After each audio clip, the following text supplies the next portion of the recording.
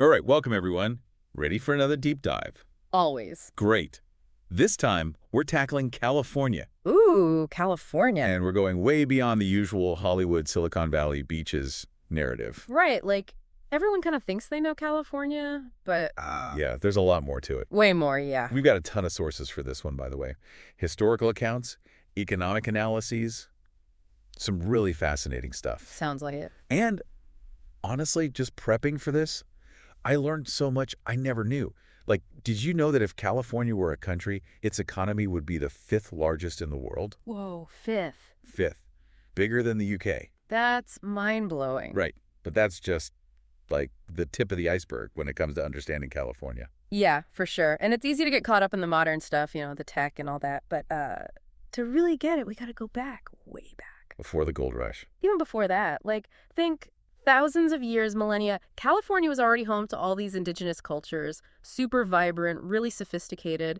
Yeah, the sources we have on that pre-gold rush era. Amazing, right? Yeah, super detailed. Like, one talked about the Chumash people who lived along the Central Coast. They had this whole maritime culture, amazing fishermen, boat builders. Plus, their basket weaving was incredibly intricate. Oh, yeah, their baskets are famous. They were, like, spiritually connected to the land, too, in a way that's hard to even imagine now. Right. And then, of course, you have the Spanish explorers showing up in the 1500s. The Mexican rule. Layers upon layers of history. It all kind of gets baked into what California becomes. And then the gold rush hits. And suddenly, it's this huge influx of people from everywhere. It's like the original mixing bowl. Right.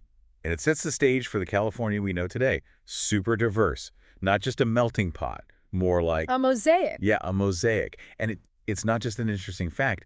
It's a driving force behind so much of what California is. Totally. For example, you have the largest Native American population in the U.S. Yeah, lots of different tribes and reservations, each with its own whole heritage.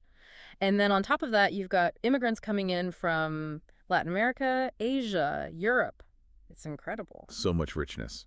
One thing that stood out in the sources was how that diversity plays out in California's food scene. Oh, yeah, the food. It's amazing, right? Like, you've got chefs taking traditional Mexican food and fusing it with Korean BBQ techniques, or Japanese sushi chefs using ingredients from, like, local Californian farms. That's so cool. And it's not just the food, it's everything. The music, the arts, it's all infused with this multicultural energy. Exactly. And you can't talk about California without talking about the economy. Right, back to that 5th largest in the world thing. Exactly.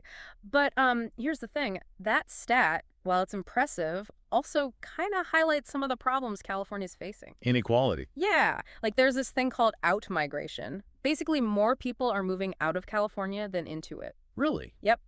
And a big reason for that is the cost of living. It's just so high. That's wild. In a place known for, like, opportunity. I know, it's crazy.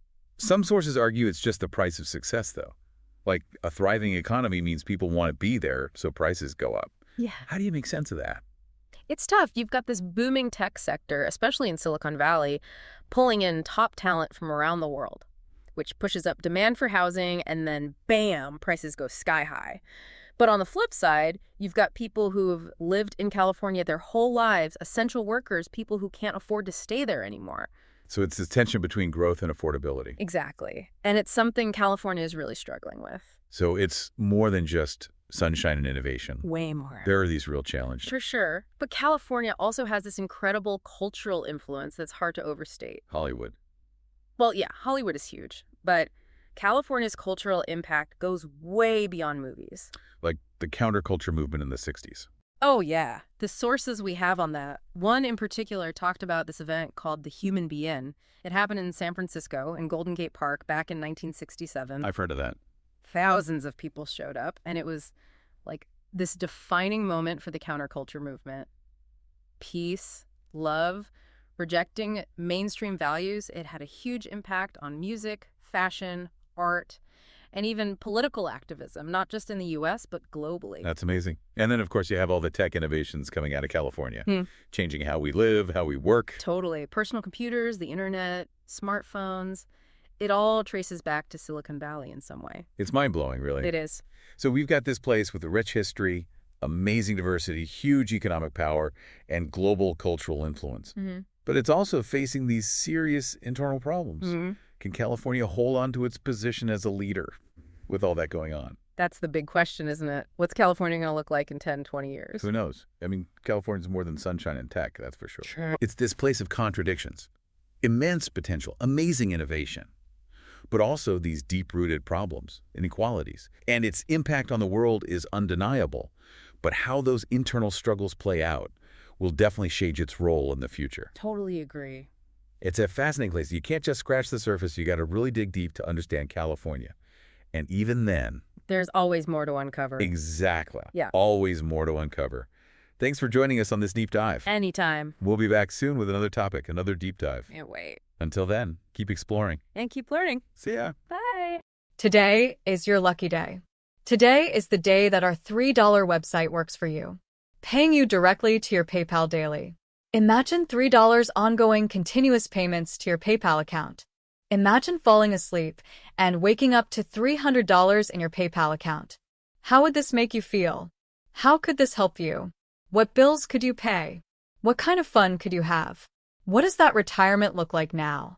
All for a one-time payment of $3. This website is DFY done for you, fully built and completely hosted, and never stops collecting payments for you. You have spent $3 on coffee on a regular, but that coffee won't help you create multiple streams of income. Click the link below.